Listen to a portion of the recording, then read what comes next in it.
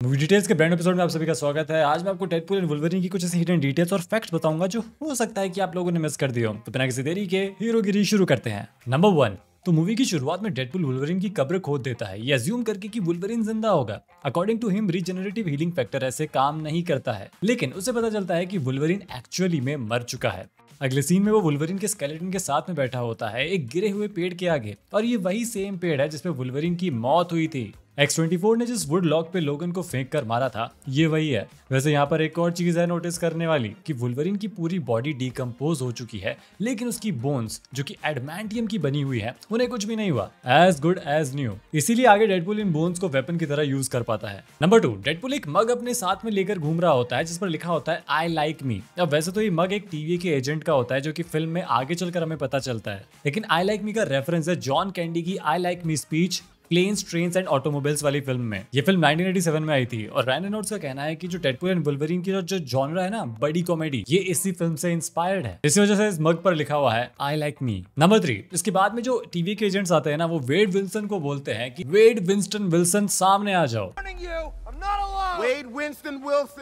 ये वेड विल्सन का या फिर डेडपूल का पूरा नाम था, जो कि कॉमिक्स में भी यही नाम है, लेकिन फिल्म्स में इस नाम को यूज नहीं किया जाता। नंबर 4, जब टीवी के आदमी उसे लास्ट वार्निंग देता है तो डेडपूल वुडलॉक के पीछे से हाथ ऊपर करके वेट करने को बोलता है। ये कॉल बैक था डेडपूल फिल्म के उस ब्रिज फाइट सीन का, जहां डेडपूल के साथ में सेम चीज होती है। वेपन्स उसके पास होते नहीं है और एनिमीज उसे घेर लेते हैं। वहां उसने 12 बुलेट्स में सबको मारा था और यहाँ उसके पास में 206 बोन्स है वुल्वरीन की। नंबर 5, तो जब बोन्स की बात चली रही है तो डेडपूल कहता है कि ह्यूमन की बॉडी में 206 बोन्स होती हैं, और 207 जब वो गॉसिप गर्ल देख रहा होता है। गॉसिप गर्ल एक अमेरिकन कॉमेडी ड्रामा सीरीज है जिसमें उसकी wife Blake Lively lead actress है, और ये जोक उसी के लिए था। वैसे ब्लेक लाइवली ने इस फिल्म के अंदर लेडी डेडपूल का भी रोल प्ले किया है। नंबर 6, अब ये जो इंट्रो था ना इस फिल्म का, उसमें बहुत ही ज्यादा वायलेंस था और एक आइटम नंबर भी था, लेकिन जो कांड किए ना डेडपूल ने इसके अंदर। खैर, जब डेडपूल वुल्वरीन के स्कल को यूज करके टीवी के एक एजेंट के ऊपर मारता है तो एक दांत निकलता हुआ दिखता है हमें। तो मेरे ख्याल से काफी सही डिटेल थी कि वुल्वरीन का जो पूरा का पूरा स्कल है, जो सारी की सारी बोन्स है, वो तो एडमेंटियम की बनी हुई है, लेकिन जो दांत है वो तो नॉर्मल है, इसीलिए वो टूट गया।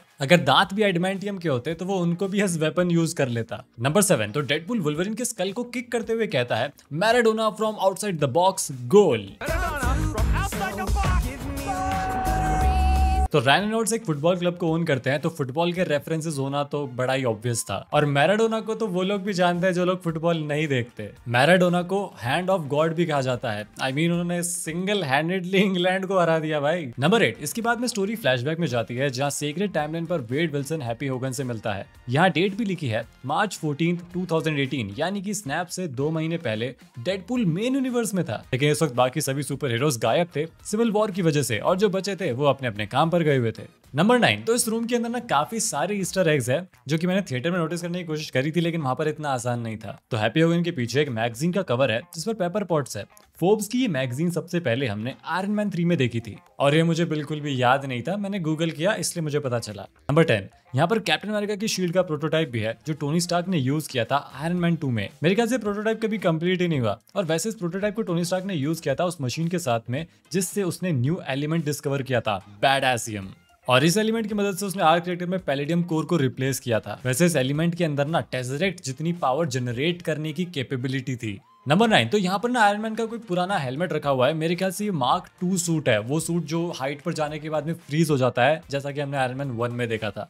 यार वो भी क्या टाइम था ना भाई, आयरन मैन के सूट इतने कूल थे और हमारी लाइफ इतनी सही थी। नंबर 12, डेडपूल के पीछे आयरन मैन का एक और मास्क रखा हुआ है, लेकिन ये कोई रियल आयरन मैन मास्क नहीं है, बल्कि ये टॉय मास्क है जो आयरन मैन 2 में उस बच्चे ने पहना हुआ था जिसे टोनी स्टार्क बचाता है स्टार्क एक्सपो में, और हाल फिलहाल में रिवील हुआ था कि वो यंग पीटर पार्कर था। और साथ ही में यहाँ पर एक सूटकेस भी है। तो याद करो आयरन मैन 2 का वो कार रेसिंग ट्रैक वाला scene, one of the coolest suit ups ever. वहां टोनी स्टार्क ने यही सूटकेस आर्मर यूज किया था, क्योंकि उस समय टोनी स्टार्क के पास में सबसे पोर्टेबल आर्मर यही था, मार्क 5।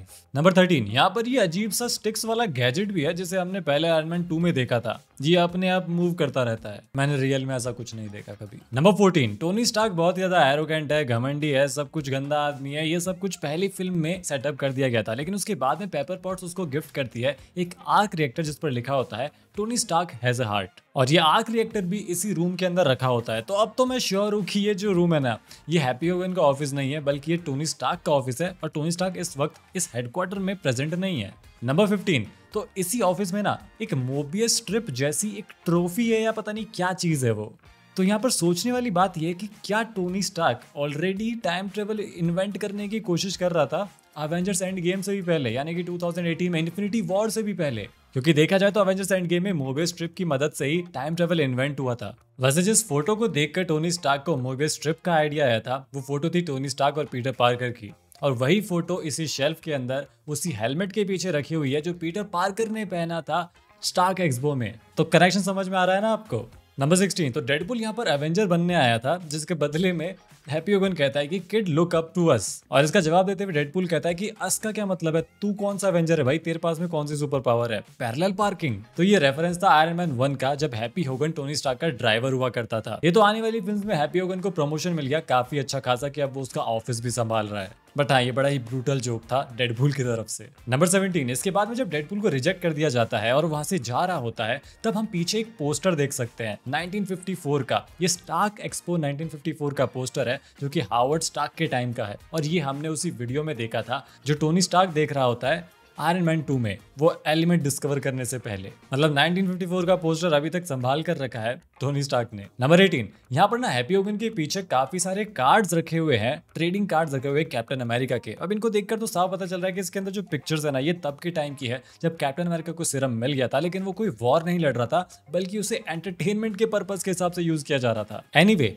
अवेंजर्स 2012 में निक फ्यूरी इन्हीं कार्ड्स को फेंकता है टेबल पे कैप्टन अमेरिका के सामने, ये बताने के लिए कि ये सारे कार्ड्स उसे फिल कुल्सन के पास में मिले, जो कि अब मर चुका है और उसका ब्लड भी लगा हुआ था इन कार्ड्स के ऊपर। तो लोकी के अगेंस्ट लड़ने के लिए वो असेंबल कर रहा था इन लोगों को। नंबर 19, तो रिजेक्ट होने के बाद में डेडपुल वापस अपने यूनिवर्स में जाता है उसी टाइम ट्रेवल डिवाइस का यूज करके, और लिखा आता है अर्थ 10005। अभी बड़ी कंफ्यूज कर देने वाली चीज है, क्योंकि जो अर्थ 10005 है ना, वो एक्समैन यूनिवर्स का अर्थ है, और पहले ही एस्टेब्लिश हो चुका है कि डेडपुल का यूनिवर्स यानी कि डेडपुल का अर्थ और एक्समैन का अर्थ अलग अलग है। तो अब ये सेम कैसे हो गए भाई? और इसी से बहुत ज्यादा कंफ्यूजन क्रिएट होता है। एक तो पहले एक्समैन टाइमलाइन जो है वो डप है, एक दो बार तो वो रिबूट ही हो चुकी है, तो पता नहीं अब ये डेडपुल उस यूनिवर्स में कैसे आ गया। नंबर 20, तो जहाँ पर वेड विल्सन काम करता है ना, वहां पर एक उसके लॉकर में बुक रखी होती है। इसका नाम तो ब्लर था, लेकिन गैस करना इजी है, द कैनेडियन माउंटेड। अब ध्यान से सुना, मैंने थोड़ी देर पहले बताया था कि प्लेन्स ट्रेन्स एंड ऑटोमोबाइल्स जो फिल्म है वो इंस्पिरेशन है इस फिल्म के लिए, और इस फिल्म में जॉन कैंडी इसी बुक को पढ़ रहे होते हैं, और यही सेम बुक डेडपुल